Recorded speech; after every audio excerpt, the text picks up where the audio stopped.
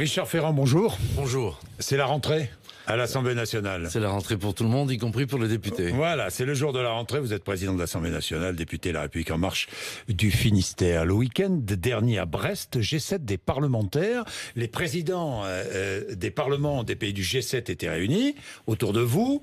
Vous avez adopté une déclaration commune sur la protection des océans. Pourquoi sur la protection des océans? Pour une raison fondamentale, c'est que si on ne s'attaque pas à cette question, eh bien la dégradation de l'environnement d'une manière quasi irréversible va finir par se produire.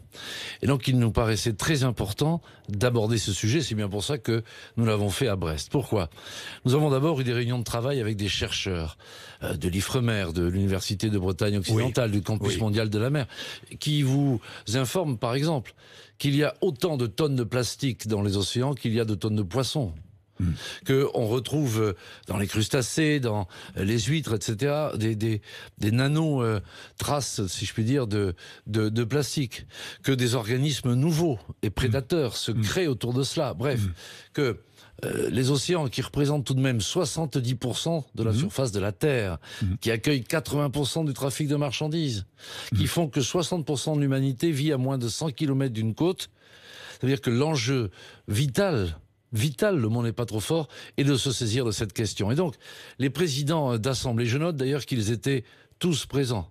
Notre collègue du Japon, notre collègue Berco, alors même que... Le Japon qui chasse la baleine. Vous le savez, il y a certains soucis. Oui, je vais en parler de John Berco. Madame Pelosi, bref, ils étaient tous là, et nous avons pris cet engagement commun de vouloir peser sur les politiques nationales, sur l'ensemble des textes, l'ensemble des budgets, pour que ces enjeux de préservation, de recherche soient pris en compte, parce que les océans, c'est aussi l'avenir.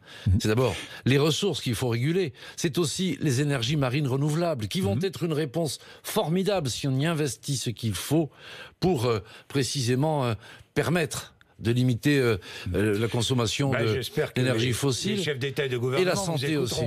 Dès hier soir, j'avais demandé au président de la République de me recevoir, ce qu'il a fait à 17h.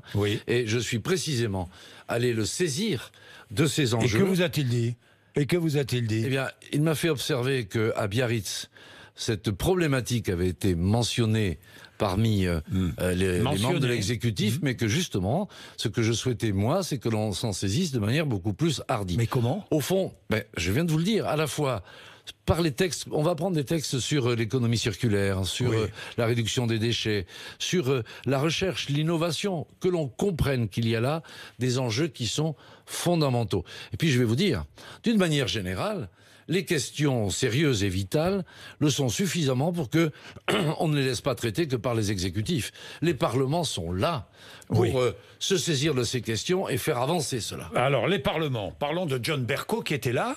John Bercow, c'est le speaker de la Chambre des communes, c'est le président, votre homologue, le président du Parlement britannique. Il a démissionné.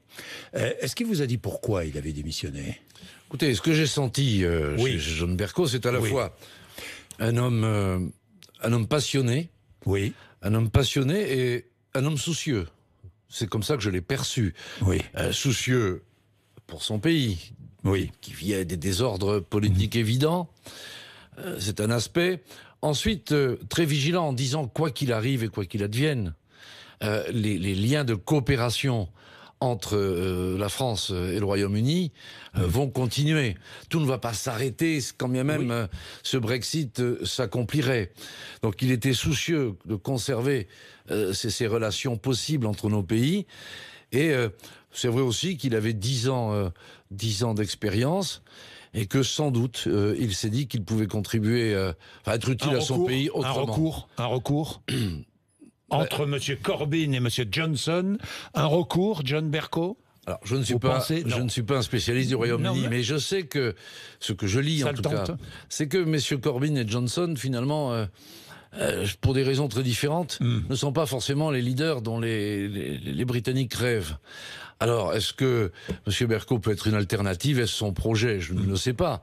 Mais en tout cas, il va bien falloir qu'émerge quelque chose. En Grande-Bretagne, le Parlement joue son rôle. Et vous croyez que nous on joue aux billes? Non, mais il tient son rôle. Mais vous savez ce que j'ai remarqué? Oui. C'est que il est de bon ton, souvent, de critiquer les parlements ici ou là.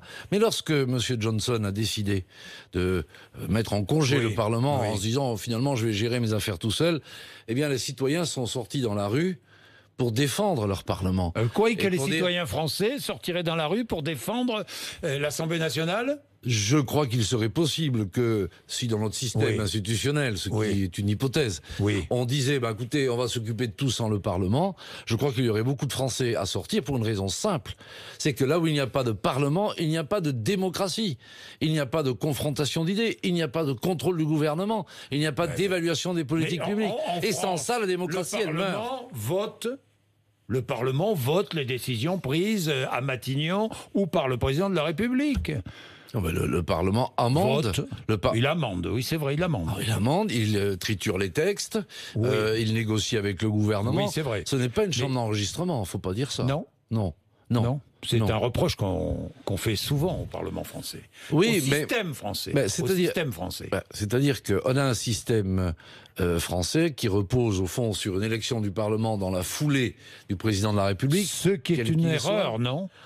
J'ai toujours été défavorable à cette inversion du calendrier faite... Est-ce qu'on pourrait revenir ? Est-ce qu'il faudrait revenir sur cette inversion du calendrier, franchement ?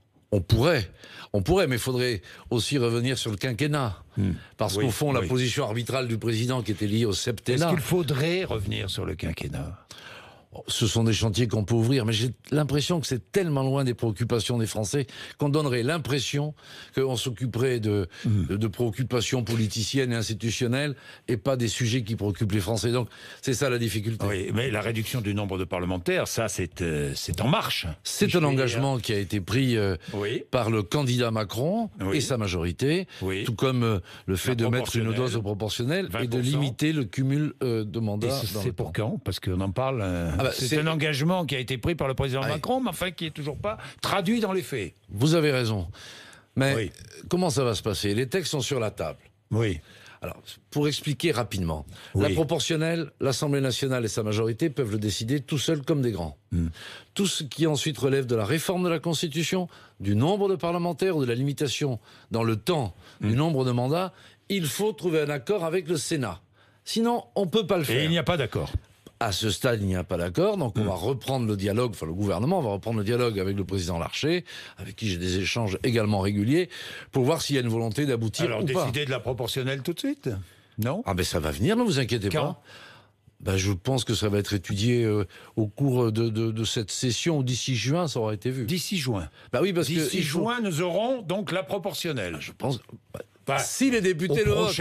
Oui, si les députés le votent, mais... Ils vont le voter, c'est une volonté du président de la République. Non, c'est un engagement qu'ils ont pris, eux. Même qu'ils ont pris, eux. Donc ils sont présentés aux élections. Donc ils vont voter. Donc aux prochaines élections, il y aura proportionnel. Il y aura une part de proportionnel, je le crois, oui. Aux prochaines législatives. Oui. Bon. Oui. Aux prochaines législatives qui suivront 2022, l'élection... du président. Voilà. On est bien d'accord, il y aura de la proportionnelle. Alors, il y aura aussi, j'ai vu les nouveautés cette année, de cette saison, si je puis dire. Les partis d'opposition pourront poser 2 fois plus de questions que la majorité lors des questions au gouvernement. Oui, c'est une volonté que j'ai portée, parce que, vous savez, les questions au gouvernement, je ne sais pas si vous avez le temps de les regarder, mais parfois, vous avez l'opposition qui pose une question visant tout est catastrophique dans ce pays jusqu'à la caricature, et puis vous avez parfois des questions de la majorité qui sont, finalement, elles, plus flatteuses pour permettre de mettre en valeur ceci ou cela. Je trouve que c'est un espèce de jeu de rôle qui ne met pas en lumière suffisamment les différences de point de vue. C'est pourquoi... j'ai souhaité, premièrement, que l'opposition ait plus de questions, parce qu'il est normal que ce soit les oppositions qui interpellent le gouvernement. C'est assez logique qu'elles pèsent plus dans cette confrontation. Mais surtout, j'ai voulu qu'il puisse y avoir un dialogue. Parce qu'aujourd'hui, comment ça se passe ? Il y a une question qui est posée, une réponse qui est posée sans droit de suite. Une réponse qui est donnée, tout le monde se rassoit et on passe à la question suivante. Là, dans le même créneau de temps, celui qui pose la question aura un droit de suite, c'est-à-dire pourra demander un complément de réponse s'il n'est pas satisfait par la réponse du ministre, lequel ministre pourra ensuite également apporter ce complément. Et j'espère que cette obligation de dialoguer, donc sous une forme que l'on peut espérer rationnelle, limitera les déclarations de principe et la langue de bois. Alors je vais essayer. on verra bien si ça a son effet, D'ailleurs, sinon on corrigera. Une seule séance de questions au gouvernement par semaine, maintenant. Hein. De 2 heures. De 2 heures. Ouais. De 2 heures au lieu de 2 fois 1 heure. 2 fois 1 heure, oui. Voilà. Ça nous paraissait à la fois plus rationnel, plus pratique, et que les travaux de commission puissent avoir lieu le mercredi après-midi. À propos du travail parlementaire, vous êtes député du Finistère, vous aviez déposé un amendement qui avait été voté, taxe sur les yachts. Vous vous souvenez, c'était en 2017, je crois. Oui, très bien, je m'en souviens très bien. 2017. Alors, vous nous disiez, ça va rapporter 10-20 millions d'euros. 2019, ça a rapporté jusqu'à maintenant 288 000 euros. Vous avez raison. Hein. Non. Pas terrible. Hein. C'est ce qu'on appelle un plantage. Oui. Hein Oui. D'abord, j'étais le seul à vouloir essayer, à l'époque, de dire il faut faire comme ça. Oui, c'était en contrepartie de la réforme de l'ISF. Exactement. Et vous voyez, là, vous mettez le doigt sur une faiblesse de notre démocratie. Pourquoi suis-je venu vous dire que ça devrait rapporter autour de 10 millions d'euros? C'est parce que, précisément, je souhaitais que cette taxe soit affectée à la SNSM. Oui. Et je n'avais Sauvetage en mer. Sauvetage en mer. Je n'avais pas attendu les drames que nous avons connus pour dire qu'il fallait faire cela. Oui. Qu'est-ce qui se passe à ce moment-là? Eh bien, vous allez voir le service de Bercy, le cabinet du ministre. Vous dites, voilà ce que je veux faire, ça va rapporter combien cette affaire? Donc ils vous disent, on est sûr? Oui, on est sûr. Donc ensuite, on défend cet amendement sur cette base.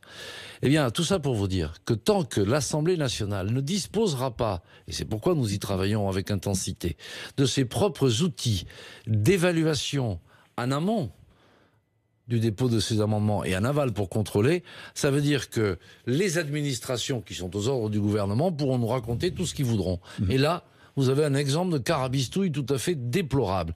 Et cette affaire m'a profondément mis en colère et on ne va pas s'en tenir là. C'est-à-dire? Je peux vous le dire. C'est-à-dire? Eh bien, que je vais aller à la rencontre du ministre pour dire, voilà, vous vous rappelez nos échanges, vous vous rappelez nos séances de travail, voilà ce qui avait été évalué, qui avait été dit, voilà ce que ça donne. Donc de qui se moque-t-on? Alors comment fait-on maintenant pour venir à une autre solution qui permette d'atteindre l'objectif? Croyez bien que je ne vais pas lâcher l'affaire. Bien, Richard Ferrand, les lois qui vont être discutées dans les semaines qui viennent, la loi L'Homme, à partir d'aujourd'hui, mobilité, retour à 80 km/h dans de nombreux départements, c'est une erreur ou pas? À 90, vous À 90, oui. C'est une erreur ou pas?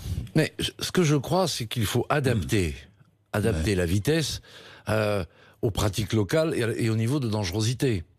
Donc donner aux élus locaux, d'ailleurs je trouve qu'on aurait pu le faire dès le début, hein, ça aurait été plus simple, on en aurait moins parlé, aux préfets et aux élus locaux la capacité à adapter les choses m'aurait paru préférable. En même temps, il faut avoir à l'esprit que j'ai lu hier les chiffres, que le nombre de personnes au mois d'août, décédées au mois d'août, plus 17,9, oui 18, vous avez raison.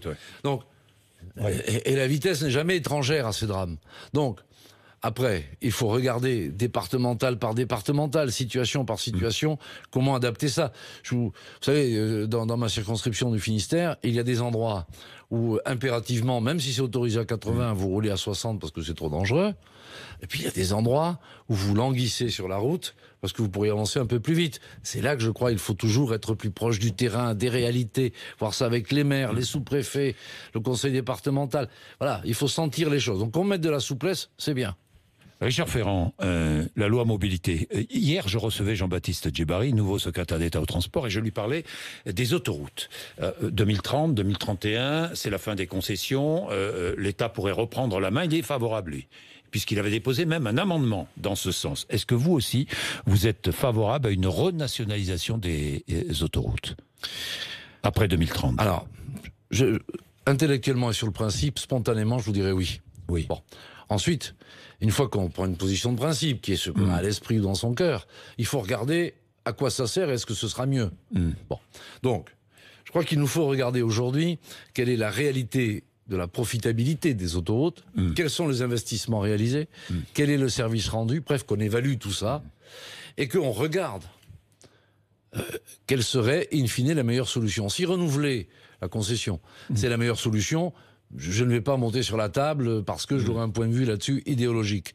Mais s'il s'avère qu'en termes de cherté des péages, en termes de profit et en termes de services rendus, on n'est pas bon, ben oui, il faudrait pouvoir le faire. Moi, je crois que surtout ces questions, il ne faut pas avoir des dogmes. Ça pourrait être un argument de campagne pour le candidat Macron en 2022. Hein. Oui, ça c'est loin, vous savez. Oui, enfin loin, mais il sera candidat. Et je retiens votre conseil. Mais oui, non, je dis ça comme ça, au passage. Alors, les lois, discussion autour de la PMA, on aura l'occasion, sur la loi de bioéthique, on aura l'occasion d'y revenir, mais je voudrais revenir sur le débat sur la politique migratoire de la France qui aura lieu le 30 septembre à l'Assemblée nationale, on est bien d'accord. Là aussi, il y a un débat. Est-ce qu'il faut fixer des objectifs annuels d'immigration ? Je crois d'abord qu'il faut faire le point.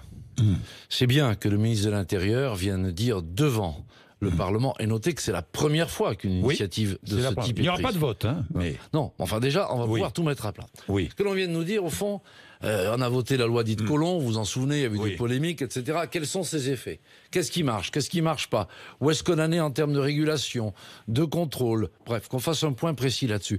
Que Jean-Yves Le Drian vienne expliquer comment fonctionne notre politique de coopération et en quoi elle permet d'éviter un certain nombre de migrations. Parce que, je veux aussi le dire à vos auditeurs, quitter son pays, c'est jamais une joie. Y compris donc beaucoup de gens qui immigrent ne le font pas en sifflotant. Ils le font parce que ils n'arrivent pas à vivre chez eux. Par conséquent, nous avions lié, souvenez-vous, le fait que l'on travaille avec un certain nombre de pays qui, eux, nous aidaient aussi à accueillir les ressortissants que nous leur renvoyons. Donc, il faut là-dessus que l'on ait aussi une évaluation claire. Mais, il faut des objectifs annuels d'immigration. Des objectifs annuels, vous savez... Une sorte de quota d'immigration. Oui. Ce qui est bien quand on se fixe des objectifs, c'est d'avoir la certitude de les atteindre. Oui. Or, vous savez bien que le problème aujourd'hui, ce n'est pas l'immigration régulière, car l'immigration régulière, déjà, elle obéit à un certain nombre de règles qui font qu'elle ne pose pas de difficultés particulières. Et puis un pays peut accueillir un certain nombre de personnes. Sauf pour les déboutés qui ne sont pas reconduits dans leur pays. Alors, pourquoi ils ne sont pas reconduits ? C'est ce que je vous disais sur le point précédent. C'est que pour que quelqu'un puisse soit reconduit, il faut la coopération on est de ses propres services consulaires et d'ambassade.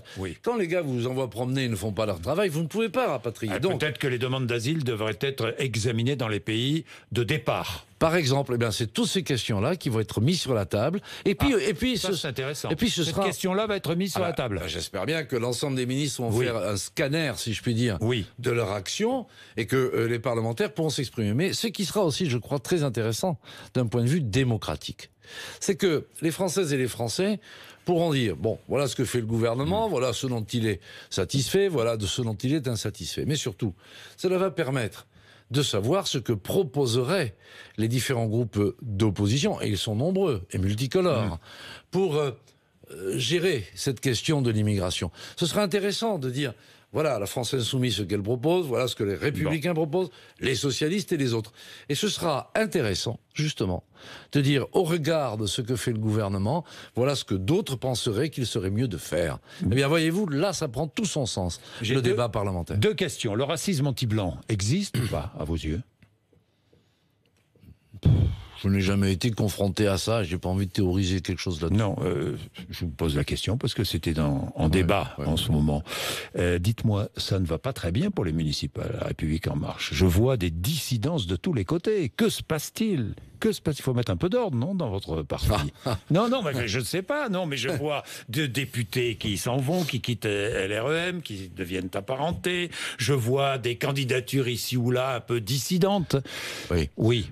D'abord, quand on reste apparenté, comme son nom l'indique, c'est qu'on ne quitte pas la famille. Oui, d'accord. Vous voyez, Ensuite, je vais vous dire, ce qui se passe, c'est que la République En Marche est un mouvement qui est jeune. Où la notion de discipline, au fond, quand il y a une décision qui est prise, on doit s'y soumettre normalement. Ce n'est pas quelque chose qui est forcément ancré dans les esprits. Et d'ailleurs, c'est peut-être une nouvelle manière de faire. Vous regrettez ?